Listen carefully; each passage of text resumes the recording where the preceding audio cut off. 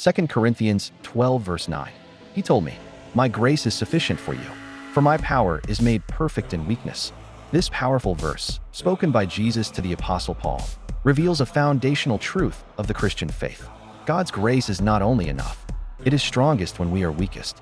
Paul had been pleading with God to remove a thorn in the flesh, a trial or burden he desperately wanted lifted. But instead of relief, God gave him a more profound revelation. That divine strength does not require human strength. God's power shines brightest in our weakness, brokenness, and surrender moments. This goes against every instinct. We want to feel strong, capable, and in control, but God wants us to rely on Him, not ourselves. When we reach the end of our ability, we discover the beginning of His sufficiency. His grace becomes the bridge between what we lack and what is needed. It sustains, empowers, and carries us forward, even when we feel like we're falling apart.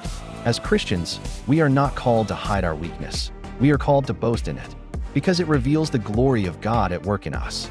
Grace is not a backup plan. It is the very strength of the believer. What Christians must do based on this verse: acknowledge your weakness without shame. Don't hide or deny your limitations. Admit them openly before God and others. Your weakness is not a disqualification. It is the place God wants to show His power. Rely fully on God's grace. Stop trying to live in your strength.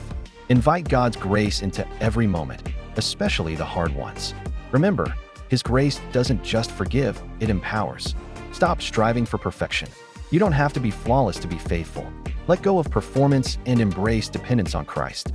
Spiritual maturity means deeper reliance, not greater self-sufficiency. Let God use your brokenness. Your story, even the painful parts, can testify to God's sustaining grace. Be willing to be vulnerable so others can see Christ through your trials. Give God glory through your struggles. When you experience success or endurance, point the glory back to God. Make it clear that His grace, not your strength, carried you through. Grace isn't just for your salvation, it's for your daily survival. In your weakest hour, you are not abandoned. You are a vessel for divine strength. So do not be discouraged by your limitations. Instead, let them lead you to the one whose power is perfected in them. Rest in His grace, live in His strength, and let your life be a living testimony that God's grace is sufficient. But He said, "My grace is sufficient for you, for my power is made perfect in weakness." This powerful verse, spoken by Jesus to the Apostle Paul, reveals a foundational truth of the Christian faith. God's grace is not only enough, it is strongest when we are weakest. Paul had been pleading with God to remove a thorn in the flesh, a trial or burden he desperately wanted lifted.